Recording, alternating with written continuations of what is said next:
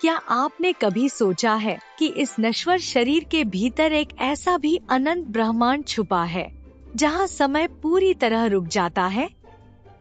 एक ऐसी शून्यता की अवस्था जहां ना कोई विचार है, ना कोई चाहत और ना ही श्वास।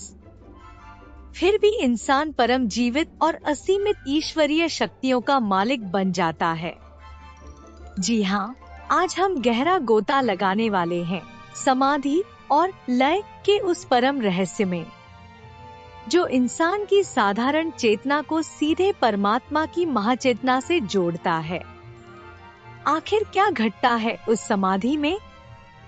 क्या सचमुच कोई योगी प्रकृति के नियमों को बदल सकता है? याद कीजिए संत रविदास जी का वो अद्भुत प्रसंग, जब पूरी काशी नगरी भयंकर अकाल और सूखे से त्राहि त्राहि कर रही थी। एक राजा का सारा अहंकार टूट चुका था। पानी की एक एक बूंद के लिए हाहाकार था। तब संत रविदास जी की एक गहरी समाधि ने कैसे असंभव को संभव कर दिया और सूखे आसमान से मूसलाधार जल की धाराएं बहा दी थी।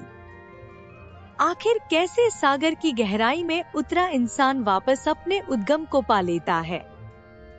क्या हम और आप भी उस असीम शांति और ब्रह्मांडीय ऐश्वर्य को पा सकते हैं?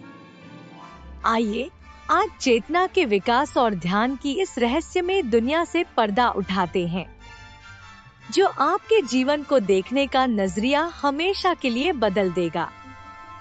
तो अपने मन को शांत करें और बिना पलक झपकाए इस पालौकिक यात्रा में हमारे साथ अंत तक जुड़े रहें। आज का विषय है मानव चेतना के विकास हेतु समाधि और लय का रहस्य। दैट इज मिस्ट्री ऑफ समाधि मर्जेंस फॉर एवोल्यूशन ऑफ मैनकाइंड। तो सारांश में समझो, समाधि एक परम अवस्था है। समाधि के बाद ही आत्म साक्षात्कार होता है।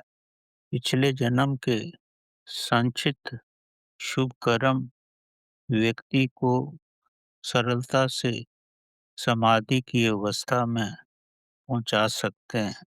समाधि की अवस्था में मन शून्य होता है, विचार नहीं रहते और शरीर पूर्ण रूप से स्थित प्रज्ञ की अवस्था में होता है। समाधि में पहुंचकर सब संचित कर्म शून्य हो जाते हैं और तब चेतना का भरपूर विकास होता है। इस अवस्था में साधक हर प्राणी में स्वयं की चेतना का अनुभव करता है। समाधि के बाद प्रतिदिन नए अनुभव होते हैं, प्रतिदिन नवीन अनुभव आते हैं। समाधि के बाद आपके पुराने मित्र आपको त्याग देते हैं। व्यक्ति की जीवन पद्धति बदल जाती है। समाधि के बाद व्यक्ति केवल प्रभु के लिए ही जीता है और प्रभु में होकर ही जीता है। ये एक बड़ी महान अवस्था है। अब इसको आप विस्तार से समझो। समाधि ध्यान की अंतिम सीढ़ी है। इसके बाद इस अवस्था के यानी ध्यान की अवस्था के अंतहीन विकास की संभावना की जा सकती है। एक बार आप समाधि में आ गए मतलब आपने सागर में डुबकी लगा ली। तब किसी भी दिशा में, किसी भी गहराई में आप जा पाओगे। इसका कोई अंत नहीं होगा। न आपके ज्ञान का अंत होगा, न आपकी बुद्धि का अंत होगा। समाधि के बाद व्यक्ति में आध्यात्मिक योग्यता का विकास शिखर पर होता है। व्यक्ति समय और स्थान से ऊपर उठकर कालातीत अवस्था में स्थापित हो जाता है। वो अकाल में रहता है, प्रभु के साथ ही रहता है। उसको समय का अनुभव नहीं होता। वो इतने आनंद में रहता है, कोई दूसरा उसका आभास भी नहीं कर सकता। समाधि के बाद व्यक्ति के पूर्ण संचित कर्म शून्य हो जाते हैं। ये समाधि के तीव्र प्रकाश का मन पर प्रभाव होता है और ये मन को पूर्ण रूप से शुद्ध कर देता है। तब मन में कोई विचार नहीं रहते। पुराने संचित विचार सब भस्म हो जाते हैं। आप पूर्ण पवित्र हो जाते हो। अगर व्यक्ति प्रतिदिन समाधि की अवस्था में आए तो जीवन मुक्त की तरह ही जीवन गुजारता है। उसके कर्म हमेशा शून्य ही रहते हैं। इस अवस्था में व्यक्ति कर्म प्रतिकर्म की प्रक्रिया से मुक्त हो जाता है। इस अवस्था में पूर्ण शून्यता आ जाती है। मन शून्य हो जाता है। जैसे ही समाधि में मन शून्य होता है, व्यक्ति चेतना के सानिध्य में आ जाता है और यही चेतना के विकास की अवस्था है। समय और स्थान का आभास समाधि की अवस्था में नहीं होता। यही अकाल की अवस्था है।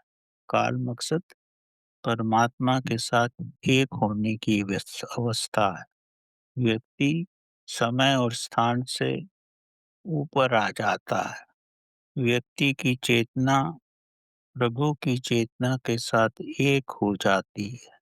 जब आपकी चेतना प्रभु की चेतना के साथ एक हो गई तो धीरे धीरे मानव की चेतना का विकास होता है और मानव की चेतना प्रभु की चेतना जैसी ही हो जाती है। आपको साक्षी का ज्ञान होता है।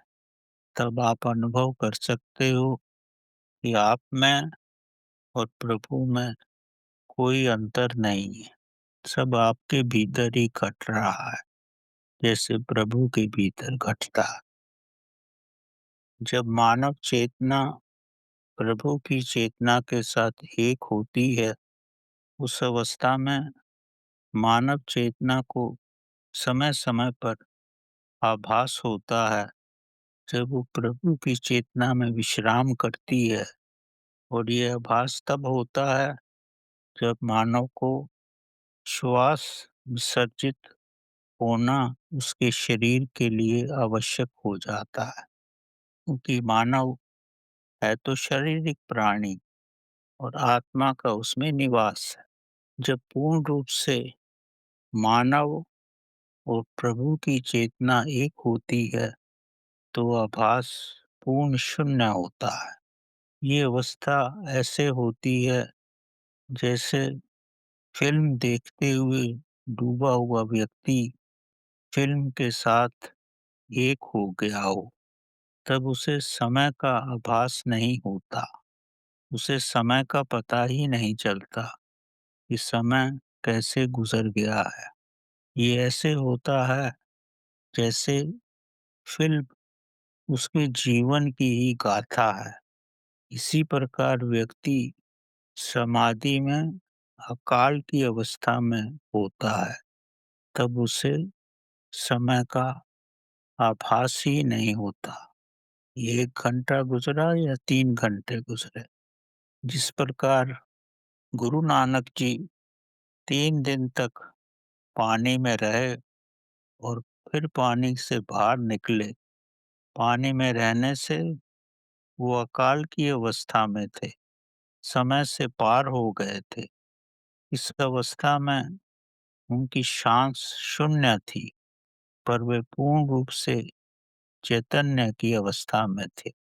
उनकी चेतना महाचेतना यानी परमात्मा की चेतना के साथ एक हो गई थी। वे अकाल के साथ एक हो गए थे। उनका शरीर स्थितप्रज्ञ की अवस्था में था और श्वास शून्य थी। यही समाधि की महान अवस्था है। इससे बढ़कर कोई भी अनंतपूर्ण अवस्था नहीं होती। मानव का वास्तविक चैतन्य विकास समाधि में तथा समाधि के बाद की अवस्था में ही अनुभव होता है। समाधि में ही मानव का कायाकल्प होता है। वह पूर्ण रूप से मानव से महामानव की अवस्था में आ जाता है। समाधि में व्यक्ति श्वास नहीं लेता। जब वो श्वास नहीं लेता तो उसके शरीर में कार्बन डाइऑक्साइड यानी CO2 की मात्रा बढ़ जाती है। जब कार्बन डाइऑक्साइड की मात्रा बढ़ती है तो शरीर में आम्लता यानी एसिडिटी कम हो जाती है। क्षारीयपन ज़्यादा हो जाता है। आप भली-भांति समझ सकते हो, जब मानव के शरीर में आम्लता कम होती है और क्षारीयपन ज़्यादा होता है, और क्षारीयपन में ही सारी बीमारियां शून्य हो जाती हैं। यही महान अवस्था है। इसी कारण योगी को आपने कभी भी अस्वस्थ नहीं देखा होगा। इस अवस्था में खून का हीमोग्लोबिन ऑक्सीजन छोड़ता है। ये वैज्ञानिक रूप से भी निर्धारित किया जा चुका है, और शरीर उस ऑक्सीजन को ग्रहण करता है और व्यक्ति जीवित रहता है।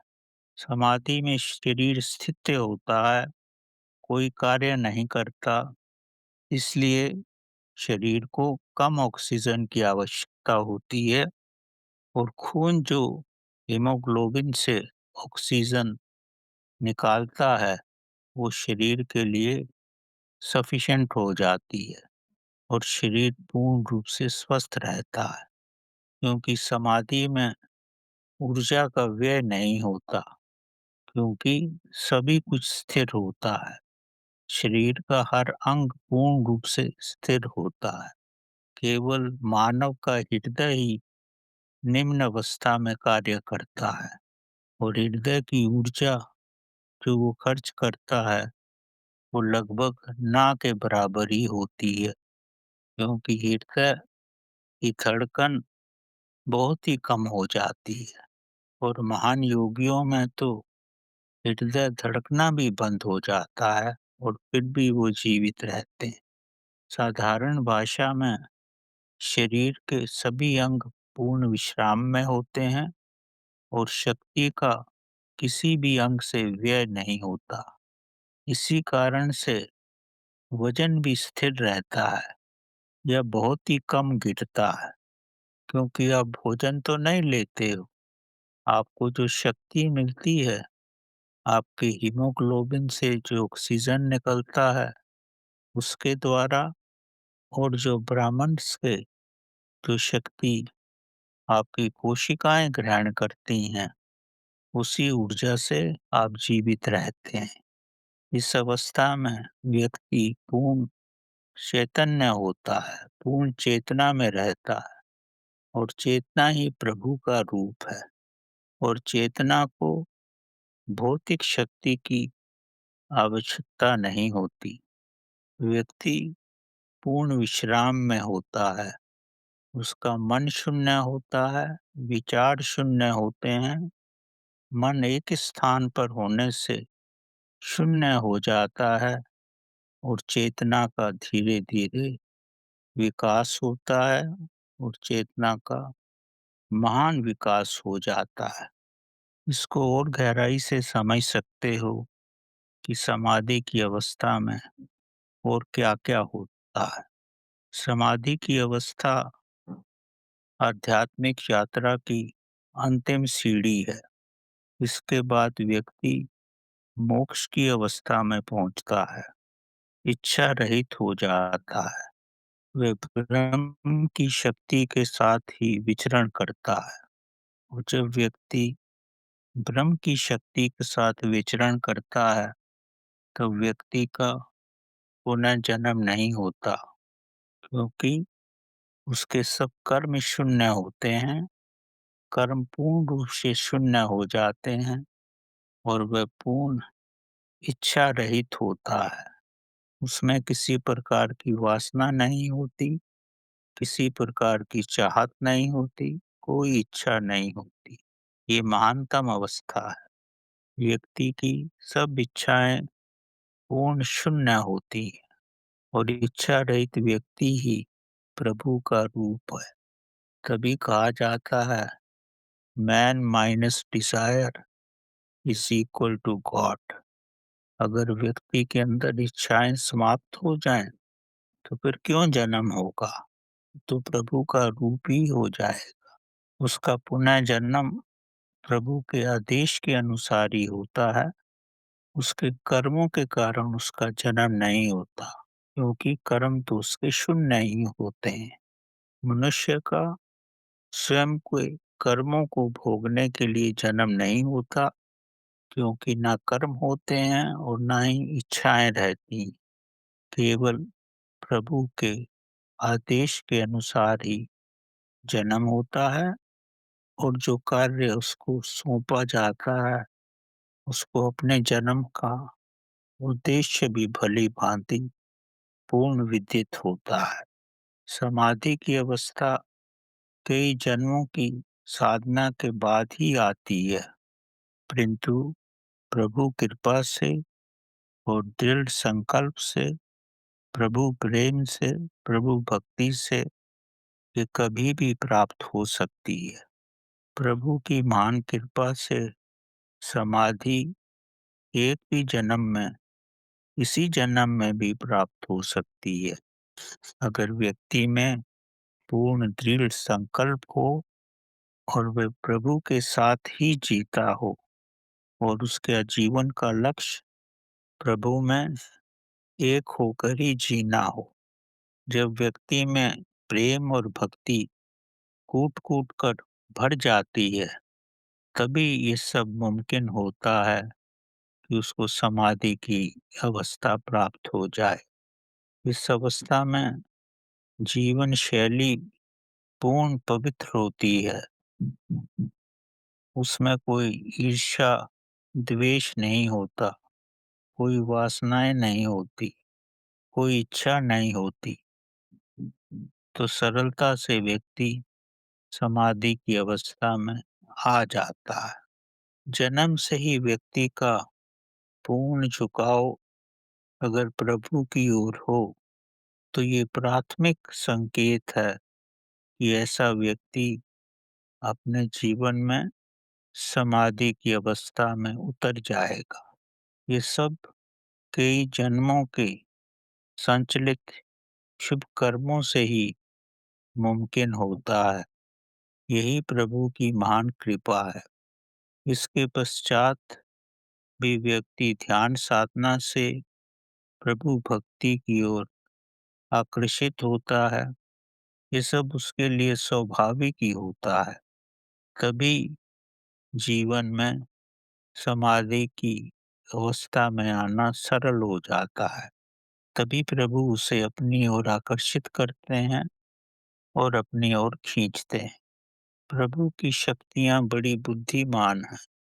वो आपकी भावनाओं को पूर्ण रूप से समझते हैं, क्योंकि हम रहते ही प्रभु में हैं। प्रभु सब कुछ जानता है।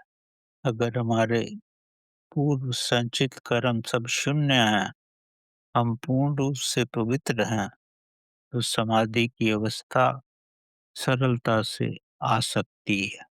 अब ये समझो कि समाधि के पश्चात क्या होता है। अगर एक व्यक्ति समाधिस्थ हो गया है, तो उसके जीवन में क्या परिवर्तन होते हैं? समाधि के पश्चात व्यक्ति अपनी विचारधारा से पूर्ण परिवर्तित हो जाता है। अब उसकी पुरानी विचारधारा नहीं रहती, उसकी जीवन शैली बदल जाती है। पहले जैसे वो खान-पीन करता था, अब उसकी रुचि पूर्ण परिवर्तित हो जाती है। अब उसे केवल सात्विक भोजन ही निजी रूप से पसंद आता है। अब वो साधारण और सात्विक भोजन को ही अति पसंद करता है। जैसे वह पहले मनोरंजन और फ़िल्म देखने में तथा मित्रों के साथ समय व्यतीत करता था, अब ये सब उसे कुछ भी अच्छा नहीं लगता। सब सुविधा होने पर भी वो अपना समय मनोरंजन में व्यतीत नहीं करना चाहता। मनोरंजन में उसे कुछ भी अच्छा नहीं लगता, क्योंकि वह भीतर से पूर्ण रूप से बदल जाता है। इसी कारण से उसके संबंधी, उसकी पत्नी, उसके बच्चे उससे उचित व्यवहार नहीं करते, क्योंकि वह पहले जैसा नहीं रहता। वह अकेले में और स्वयं के साथ ही रहना पसंद करता है। भीड़-भाड़ में और समूह में रहना उसे बिल्कुल भी नहीं भाता। इस अवस्था में उसके मित्र और संबंधी भी उससे मुख मोड़ लेते हैं, उसको छोड़ देते हैं।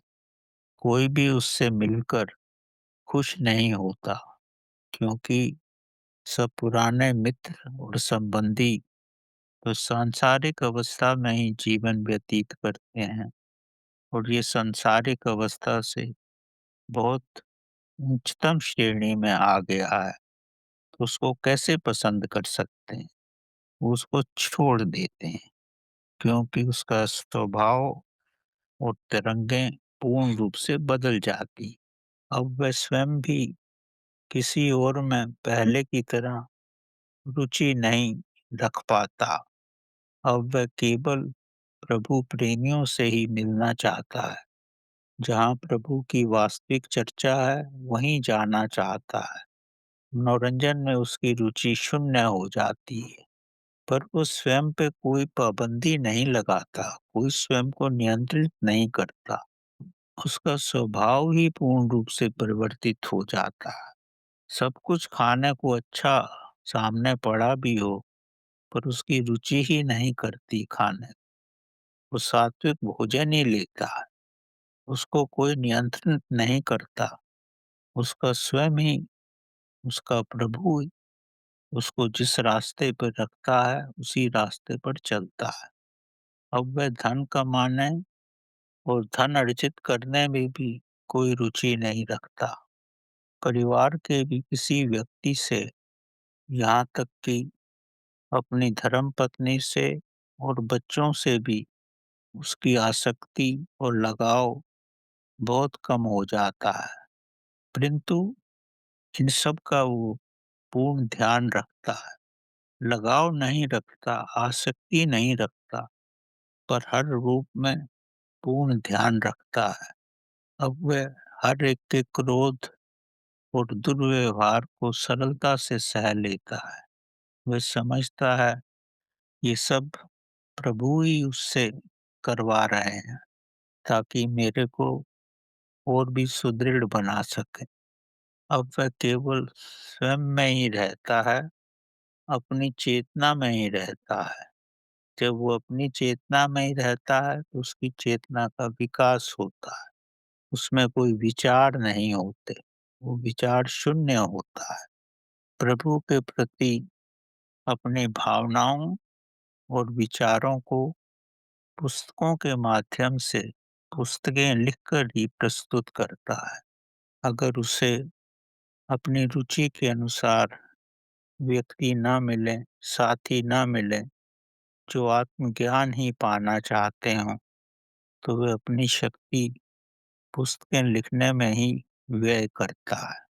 अगर प्रभु उसे किसी सत्संग में भी लगाए, तो वो पूर्ण प्रेम और भक्ति से सत्संग करता है और दूसरों को भी अपने जैसा बनाना चाहता है। वह अपना धन खर्चने में प्रभु के प्रति कभी भी स्वयं को रोक नहीं लगाता। प्रभु कार्यों में धन बड़ी प्रसन्नता से खर्च करता है। अपना जीवन पूर्ण प्रभु पर ही न्यौछावर कर देता है। तो इस तरह समाधि के बाद उसका जीवन काफ़ी बदल जाता है।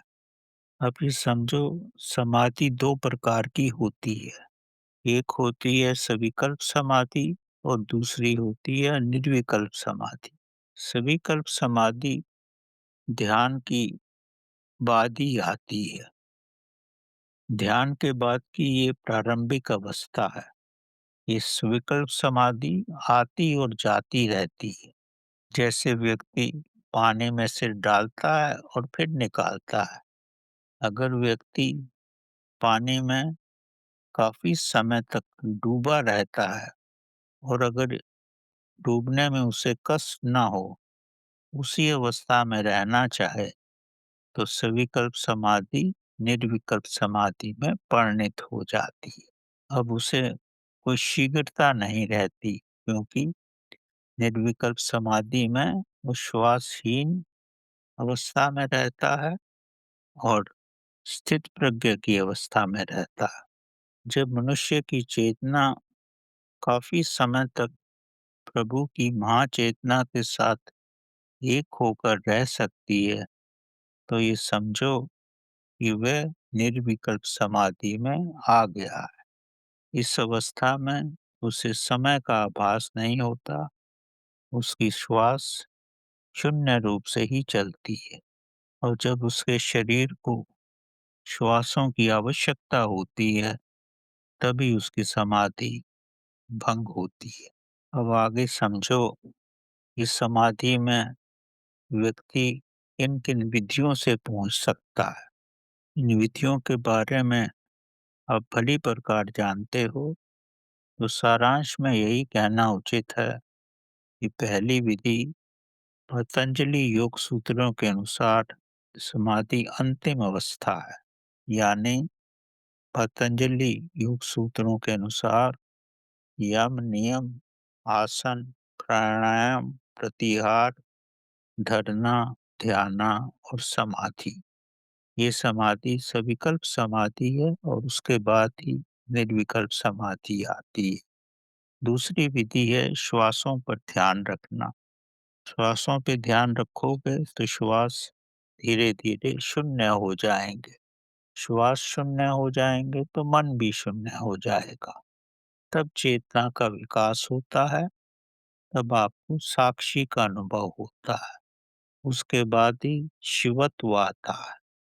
जब शिवत्व आता है, आप पूर्ण रूप से शून्य होते हो, तब कुंडली की शक्ति यानी पार्वती की शक्ति आपके मूलाधारा से, स्वादिष्ठान से, मणिपुरा, अनाहता, विशुद्धि और अंजना चक्र से होकर सहस्त्रारा तक पहुंचती है। उस सहस्त्रारा में ही शिव और शक्ति का संबंध होता है और तब दैविक तांडव होता है। ये दैविक तांडव आपको समाधि की अवस्था में ले जाता है। यही शक्ति अब ब्राह्मण की शक्ति से मिलती है और समाधि का अवतरण होता है। इस अवस्था में मानव की चेतना ब्रह्म चेतना से मिलकर ब्रह्म चेतना का ही रूप हो जाती है। इस अवस्था में श्वास पूर्ण शून्य होते हैं, विचार शून्य होते हैं, सब और उसे ब्रह्म का ही आभास होता है। सारांश में ध्यानी प्रभु प्रेम की महाअवस्था में आकर समाधि तक पहुंचता है। इसके अलावा समाधि में पहुंचने की और भी विधियां हैं। प्रभु प्रेम में नृत्य भी मन को शून्य कर देता है और समाधि की अवस्था स्वयं ही आ जाती है। मंत्र जाप से, मंत्र शक्ति से एक होकर भी समाधि की अवस्था सरलता से आती है। यानी जब मन मंत्र में पूर्ण डूब जाता है, एक हो जाता है और तब समाधि में लीन हो जाता है। इसके अलावा प्रभु भक्ति में गायन करके भी मन शून्य हो जाता है और जब गायन में पूर्णतः लय हो जाती है, तो समाधि घटती है। समाधि प्रभु के साथ एक होना है। विधि कोई भी हो सकती है। ये सब आपके स्वभाव पर है और आपकी मनोवृत्तियों पर है। ऐसा समझो कि चीनी का दूध में मिलना ही पूर्ण समाधि है। यही समाधि जैसी अवस्था है। पूर्ण मिलने से पहले गीली चीनी यानी प्रभु भक्ति में मनुष्य आता है ये पहली अवस्था है। और उसके बाद जब मिल जाता है, जब चीनी दूध में पूर्ण मिल जाती है, तो ये समाधि की अवस्था है। दूसरे रूप में श्रवण, मनन, निधिध्यासन और समाधि, ये भी 4 अवस्थाएँ हैं। ये भी एक विधि है जिससे आप समाधि में पहुँच सकते हो। किसी भी विधि से, प्रभु की आशीर्वाद से, प्रभु की कृपा से व्यक्ति समाधि में उतर सकता है। इसमें केवल श्रद्धा, प्रेम, लगन, दृढ़ संकल्प की आवश्यकता है। आप पूर्ण रूप से पवित्र हो, तो प्रभु स्वयं ही अपनी ओर खींच लेता है। प्रभु का अपनी ओर खींचना ही व्यक्ति को समाधि में ले जाता है। आप ये समझो कि समाधि में पहुंचने पर व्यक्ति को बहुत सारी कठिनाइयों का भी सामना करना पड़ता है। कुछ कठिनाइयाँ इस प्रकार हैं, व्यक्ति के पुराने संस्कार समाधि में जाने पर बाधा डालते हैं। वो समाधि में जाने ही नहीं देते। मनुष्य की सांसारिक इच्छाएं उसे ध्यान में उतरने ही नहीं देती। समाधि तो बड़ी दूर की अवस्था है। काम, क्रोध, लोभ, मोह की वासनाएं जहरीले सांपों की तरह जकड़े रहती हैं और इन सब पर विजय प्राप्त करने में कई जन्म लग सकते हैं। लेकिन आप दृढ़ संकल्प हो और प्रभु को पाना ही चाहते हो, ये समस्याएं आपके जीवन में सरलता से ही शून्य हो जाती हैं।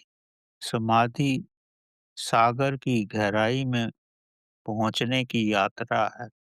आप स्वयं ही अनुभव कर सकते हो, जब सागर की गहराई में जाना है, वो भी जीवित अवस्था में, तो कितना कठिन होगा। तो आपको अपनी श्वासों पर पूर्ण नियंत्रण होना चाहिए। आप स्थित प्रज्ञ हो, तभी सागर की गहराई में सरलता से जा सकोगे। समाधि अंधकार में और अकेले में जाने की यात्रा है।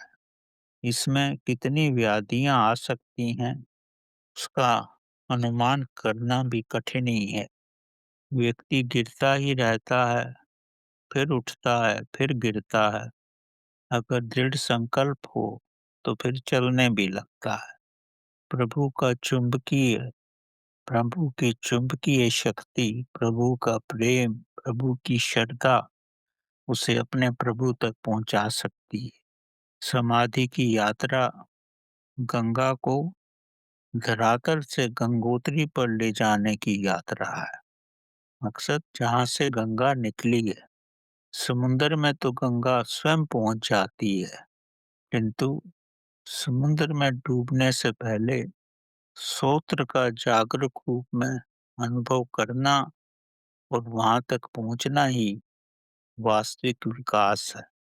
यानी समुद्र में डूबने से पहले गंगा फिर से गंगोत्री में आ जाए।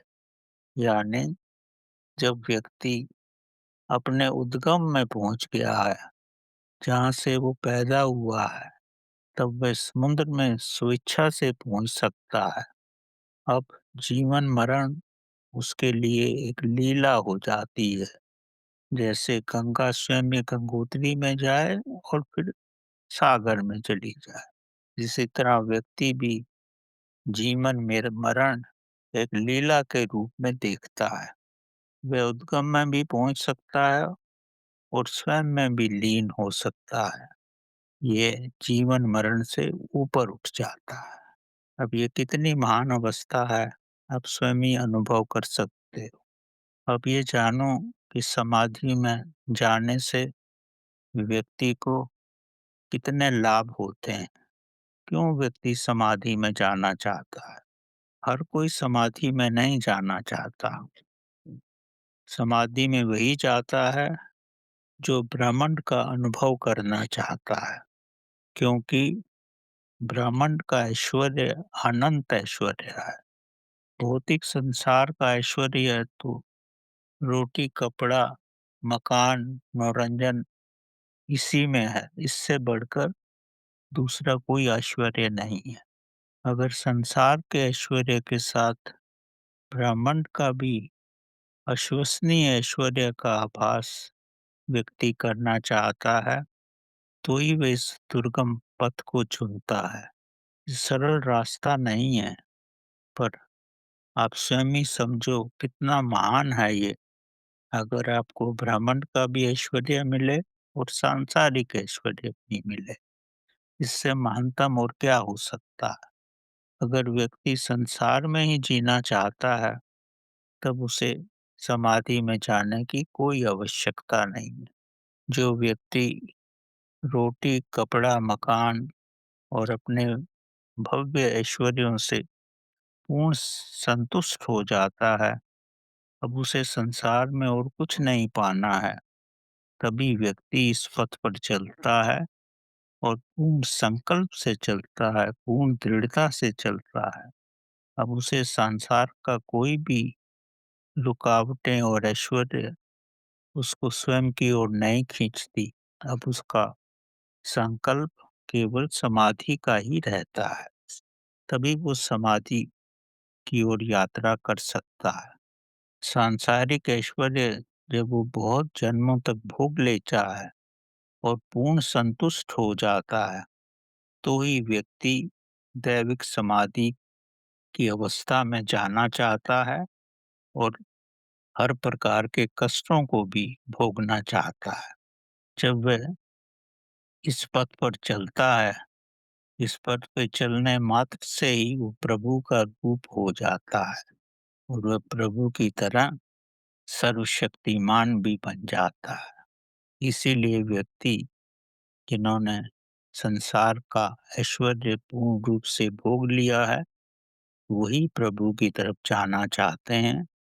जैसे महात्मा बुद्ध थे और महावीर थे, और भी बहुत सारे व्यक्ति हुए हैं जिन्होंने पीछे मुड़ के नहीं देखा है। अब आगे समझो, समाधि में जाने से किस प्रकार की वैभव की प्राप्ति होती है, किस तरह के आंतरिक लाभ होते हैं। ये सब कुछ भौतिक रूप से प्राप्त नहीं होता। समाधि की अवस्था में जाने से व्यक्ति में अज्ञात शक्तियां आ जाती हैं और वह पूर्ण रूप से शक्तिशाली बन जाता है। उसमें इतनी शक्ति आ जाती है कि वह मृत व्यक्ति को भी जिंदा कर सकता है, पर वो नेति की प्रावधान को भंग नहीं करता। पर उसमें इतनी सामर्थ होती है कि वो कर सकता है। वह पूर्ण शांति में रहता है, सब कुछ जानता है कि क्यों सब कुछ हो रहा है, पर वह कुछ करता नहीं है, पर जानता है क्योंकि सब कुछ उसके भीतर ही हो रहा है, उसे सब अनुभव होता है। वह करने वाले के साथ भागीदार होता है, यानी वो प्रभु के साथ होता है। उसे मालूम है, विदित होता है कि क्या होने वाला है। वह जीवन को प्रभु की तरह ही एक लीला समझता है। सब कुछ उसके भीतर ही घटता है। वो हर रूप में संपूर्ण ही रहता है, पर कुछ प्रदर्शित नहीं करता, ना ही कुछ चाहता है, क्योंकि सब कुछ तो उसके पास है। वो एक रूप में ब्रह्मांड का ही मालिक है। उसकी कोई चाहत नहीं होती। वह स्वयं को उस महान शक्ति में समर्पित करके ही रहता है और समर्पित करने के बाद ही अपने जीवन को त्यागता है। अब एक छोटी कथा के माध्यम से आप और गहराई से समाधि को समझ सकते हो। ये महान गाथा प्रदर्शित करती है कि समाधिस्थ व्यक्ति साक्षी के साथ ही रहता है। उसमें महानतम अद्वितीय शक्तियां आ जाती हैं। वह स्वयं भी नहीं जानता कि उसके अंदर कितनी महान शक्तियां समाहित हो गई हैं। वे जैसे ही समाज के कष्टों को अनुभव करता है, तो वे स्वयं ही समाधान हो जाते हैं। आप समझो कितनी महान अवस्था है। अगर समाधिस्थ व्यक्ति कष्टों का अनुभव करे, तो वो स्वयं ही उनका समाधान हो जाता है। ये बड़ी अवर्णनीय अवस्था है। यही प्रभु के साथ होने की अवस्था है। बहुत पुरानी घटना है। उस समय काशी बड़ी समृद्ध और शक्तिशाली नगरी थी। वहाँ का राजा भी बड़ा न्यायप्रिय था। उसकी प्रजा सुखी थी। वह पंडितों पर और प्रभु भक्तों पर बहुत भरोसा करता था। काशी जैसी महानगरियों में यज्ञ और हवनों का भी आयोजन करवाता था। समय-समय पर धार्मिक सम्मेलन भी करवाता था। सब और राज्य में उसका सामर्थ्य देखकर और अपनी प्रजा में को पूर्ण शांत देखकर, उनको समृद्धिशाली देखकर उसे स्वयं पे बड़ा घमंड हो गया था कि उसके कारण ही राज्य का प्रत्येक व्यक्ति समर्थशाली है और सब शांति से रह रहे हैं। वह समझने लगा था कि सब कुछ उसके कारण ही हो रहा है। बाह्य रूप से लगता था कि वह प्रभु के लिए ये सब करता है, क्योंकि वो प्रदर्शित ऐसा करता था, पर भीतर से उसका अभिमान, उसका घमंड एक चरम सीमा पर था। नियतिवश एक बार काशी में अकाल पड़ा। कई वर्षों तक वर्षा नहीं हुई। जनता और उसके राज्य का हर एक व्यक्ति दाने-दाने के लिए मोहताज हो गया। राजा भी प्रजा की इस दशा को देखकर बहुत ही बेचैन हो गया। उसकी आँखों में भी ये सब देखकर अश्रु ही भर जाते थे, पर वो कुछ कर नहीं सका। तो कुछ समय बाद महापंडितों और पुरोहितों से मिलकर उसने 7 दिन का एक महान यज्ञ का आयोजन किया। पूर्ण विधि-विधान से यज्ञ करवाया और यज्ञ संपन्न हुआ, पर फिर भी मेघ नहीं बरसे, बारिश नहीं हुई। तो उस समय रविदास काशी में ही निवास करते थे। तब जो सज्जन पुरुष रविदास के महान प्रताप को भली-भांति जानते थे, उनके महान प्रताप से परिचित थे, उन्होंने राजा को सलाह दी कि वे श्रद्धा से रविदास के सान्निध्य में जाएँ, उनसे प्रार्थना करें, तो हो सकता है कि कार्य सिद्ध हो जाए। तो अंत में अपना घमंड त्याग कर, अपने घमंड को पूर्ण विसर्जित करके वे रविदास संत के चरणों में आए, श्रद्धा से उनसे विनती की। तब रविदास ने कहा, इन सब बाहरी आडंबरों से, यज्ञ आदि करवाने से कुछ नहीं होगा। ये सब कुछ आप सतह पर ही कर रहे हो। जितने भी संसार के आडंबर होते हैं, वो केवल सतह पर ही होते हैं। प्रभु तो आपके दिल की गहराई में है, आपके हृदय की गहराई में तो घमंड का ही पूर्ण निवास है। दिल की गहराई से तो आप घमंडी हो और समझते हो कि आपके कारण ही आपकी प्रजा सुखी रही है। अब प्रजा दुखी है तो आप क्या कर पा रहे हैं? अब भी आप बाहरी आडंबरों से ही प्रभु को भी प्रसन्न करने का प्रयत्न कर रहे हैं। प्रभु इन सब आडंबरों में कोई रुचि नहीं रखता। प्रभु तो चेतना में निवास करता है और चेतना ही प्रभु है और वही उसका निवास है। तो रविदास जी ने कहा कि साक्षी में रहकर प्रभु से वंदना करो, तो प्रभु आपकी वंदना को अवश्य सुनेगा। अपने हृदय की गहराई से वंदना करो, उसमें आडंबर करने की आवश्यकता नहीं है। जब रविदास जी ने ये कहा, तो सब जन समुदाय रविदास के पास शांत मन से और विचार रहित होकर के बैठ गया। सब प्रभु का स्मरण करने लगे। सारी काशी जो पानी की एक-एक बूंद के लिए बेचैन थी, रविदास की कुटिया के पास आकर एकत्रित हो गई। अक्षुओं की धारा से प्रभु की वंदना हुई। सबने श्रद्धा, भक्ति और वेदना से प्रभु की वंदना की। तब संत रविदास समाधि में स्थित हो गए। उन्हें पता ही नहीं चला कि वो कहाँ पर है। काफी समय तक समाधि में रहे, कुछ पता ही नहीं चला। जब उनके नेत्र खुले तो चारों तरफ काले मेघ ही थे और सभी ने प्रभु के मेघों में स्नान किया। बारिश की मूसलाधार वर्षा में सबने आनंद लिया। इस समाधि का ही चमत्कार था। यही समाधि की अंतःस्थल का प्रभाव है। रविदास समाधि में रहकर अपने जूते भी बनाते थे। समाधिस्थ अवस्था में ही जूते बनाते थे। उनके लिए हर शरीर चमड़ा ही था। वे चमड़े को ही पानी में भिगाते थे। उन्होंने वर्षा का अपने हृदय स्कल से आमंत्रण किया और मूसलाधार वर्षा हुई। सब उस जल से तृप्त हो गए। सबने संत रविदास के समाधि का प्रताप देखा। सबने अनुभव किया कि समाधि में संत रविदास का कैसा रूप हो जाता है। वही सब करते हैं, क्योंकि समाधि में वो प्रभु के साथ एक हो जाते हैं। तब सब उनके द्वारा ही संचालित होता है। वो स्वयं के लिए कुछ नहीं चाहते, क्योंकि उनमें तो सब कुछ है। वो दूसरों के लिए ही चाहते हैं।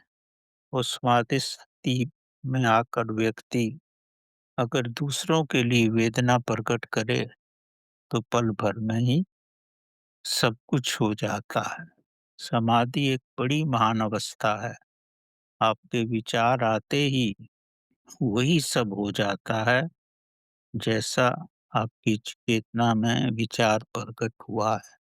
ये महान अवस्था है और इस अवस्था को पाने में व्यक्ति को कई जन्म भी लग सकते हैं और कुछ थोड़े समय में भी प्राप्त किया जा सकता है।